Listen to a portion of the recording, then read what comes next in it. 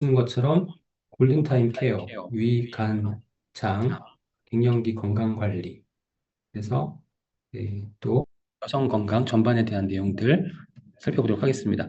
그 전에 이제 지난주에 그 질문해주신 내용들이 있거든요. 그래서 그 질문해주신 내용들을 저희가 좀 어, 제가 준비를 해왔는데요.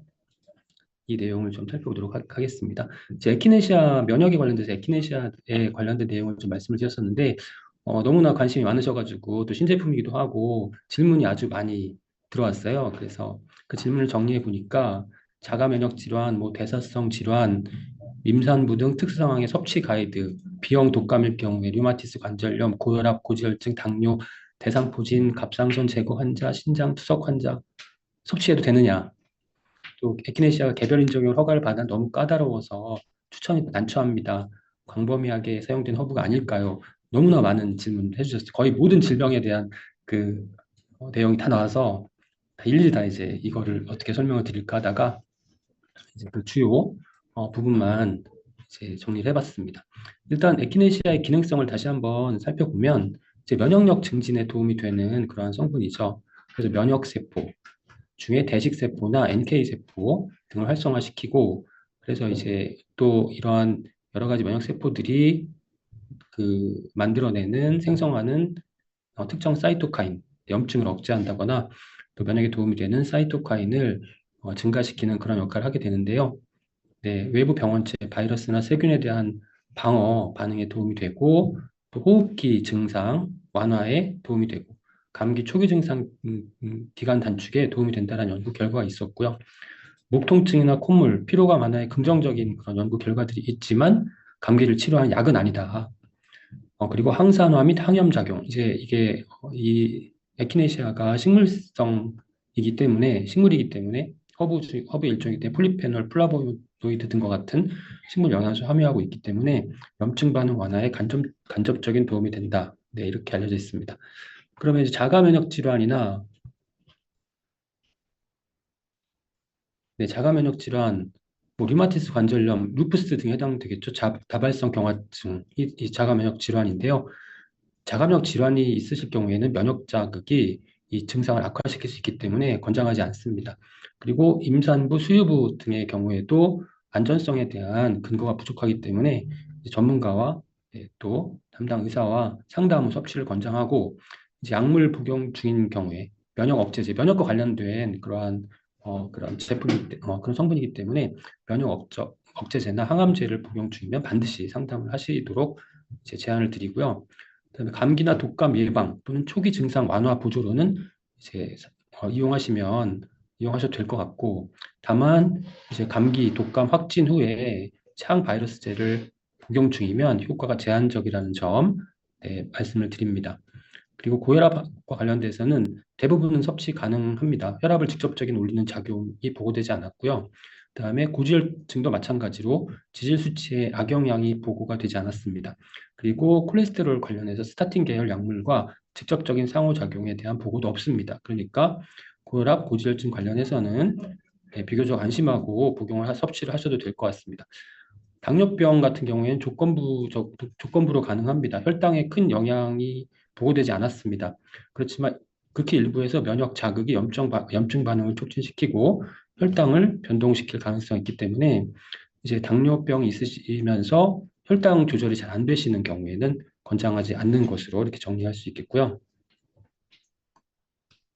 그다음에 대상포진 같은 경우에는 대상포진은 이제 수두 바이러스가 우리 몸에 잠복하고 있다가 이제 우리 면역 기능이 떨어졌을 때 그때 이때다 하고 나타나는 그러한 바이러스에 의한 그 증상이거든요. 그러니까 면역 균형 붕괴 상태라고 볼 수 있고 에키네시아는 통증이나 염증을 악화를 가능하게 할 수 있습니다.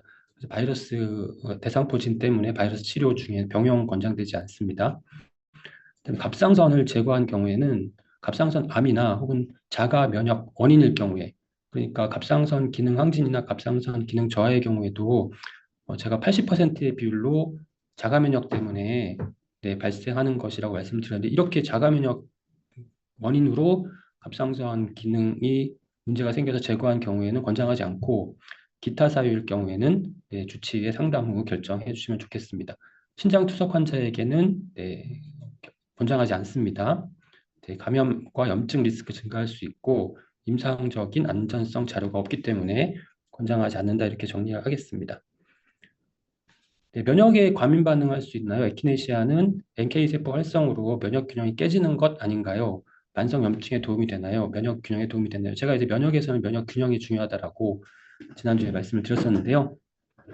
에키네시아의 면역 작용 방식은 단순히 면역을 향상시키는 게 아니라 NK 세포의 활성을 증가시키는 것이고 또 사이토카인의 생성을 증가시키는 그러한 기능성이 있잖아요. 그래서 이제 대식세포, 수지상세포 자극할 수 있고 사이토카인 분비를 증가시킵니다. 그래서 이 에키네시아 같은 경우에는 지난주에 면역 시간에 제가 뭐 체액성 면역, 세포성 면역 이렇게 균형이 중요하다고 말씀을 드렸는데 세포성 면역, TH1 면역을 자극하는 성향이 있어요. 약간.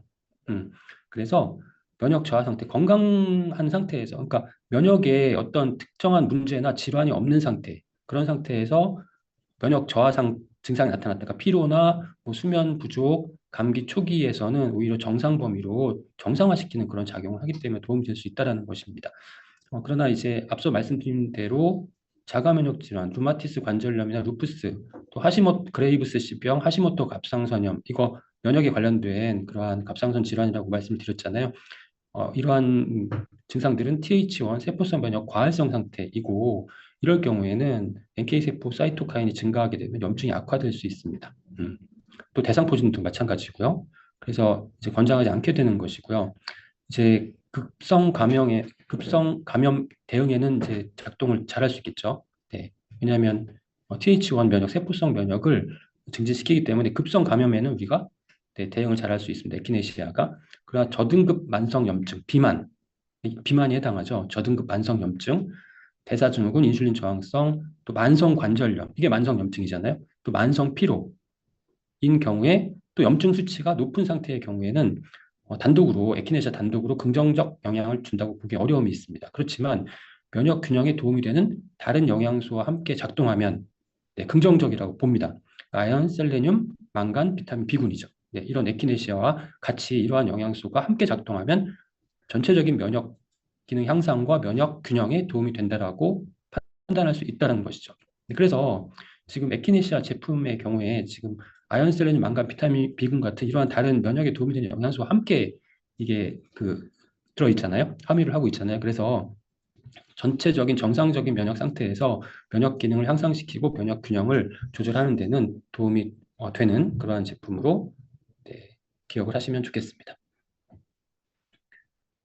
또 이제 중성지방은 에키네시아 질문을 이렇게 정리할 수 있겠고요. 중성지방이 정상인데 LDL 콜레스테롤만 높다면 어떤 영양소가 좋을까요? 이제 혈중 콜레스테롤 조절에 도움이 되는 영양소가 있는데요. 그 영양소가 이제 대표적으로 감마리놀렌산, 그리고 레시틴, 또 귀리, 식이섬유, 마늘 등과 같은 이러한 영양 성분을 보충을 하시면 도움이 될 것 같고요. 고지혈증 환자가 오메가3를 먹으면 안 된다고 하셨는데 EPA 성분만 따로 빼는 제품을 찾을 수가 없다. 대체할 수 있는 건강기능식품이 있을까요? 지난 시간에 이제 고지혈증 환자이신데 오메가3를 섭취하면 안 된다고 담당 의사께서 말씀을 하셨는데 어떻게 해야 되느냐라는 질문에 대한 답변이었는데 사실 거기에 대한 답변으로 오메가3로 지방이므로 지방간이 악화될 수 있고 중성지방 수치는 낮아지나 LDL 상승할 수 있다고 말씀을 드렸는데요. 이 내용은 아주 극히 소수의 의견이에요. 그러니까 지금 고지혈증 환자가 오메가3 지방산을 섭취해서 이렇게 증상이 나타나는 경우는 아주 극소수라고 보시면 돼요. 그리고 실제로 고지혈증 환자일 경우에 병원에서 처방할 때 오메가3를 다 처방해요. 일반적으로는. 아마 주변에 고지혈증 환자분들 계시면 여쭤보시면은 말씀해 보시면은 대부분의 경우에는 오메가3를 처방한단 말이죠. 그런데 처방을 안 하는 경우가 아주 낮은 비율로 있을 경우에는 이렇게 말씀을 드리는 거죠. 그래서 그럴 경우에는 이렇게 이제 부작용이 나타날 경우에는 이제 약물 치료를 전념하시는 게 맞고요. 혹은 우리가 건강기능식품으로 EPA 단일 제제는 거의 없거든요. EPA, DHA가 함께 지금 다 들어 있어요. 또 약품도 마찬가지인데 이제 처방전의 경우에는 EPA 단일 제제가 가능합니다. 그래서 처방전으로 이제 치료에 전념하시라는 그러한 그 제안을 드리는 것이기 때문에 일반적인 경우에는 고지혈증에는 오메가3 지방산을 병원에서 처방을 하기 때문에 EPA 플러스 DHA 같이 함께 들어있는 제제를 처방하기 때문에 그냥 섭취하시면 좋겠고 아주 극히 낮은 비율로 처방하지 않는 경우에는 치료에 전념하시는 게 좋겠다라고 정리를 해드리겠습니다. 프로틴하고 아미노산 제품 섭취 가능한가요? 흡수 충돌이 궁금합니다. 네, 프로틴은 우리가 섭취하면 아미노산으로 분해되는 과정을 거치잖아요. 근데 아미노산 제품은 분해가 되어 있기 때문에 아미노산 자체이기 때문에 빨리 흡수가 된다라는 그런 특징이 있습니다. 그래서 함께 섭취해도 문제가 없습니다. 흡수 속도에 차이가 있을 뿐이다. 그러나 그 프로틴 제품은 잠시 후에 말씀을 드리겠지만 프로틴 자체가 흡수가 프로틴이 한꺼번에 하루에 섭취량을 한꺼번에 섭취한다고 해서 이게 잘 대사가 되는 게 아니거든요. 하루에 3번 정도 나누어서 섭취할 것을 권장을 하는 것이죠. 네. 지난주에 남겨주셨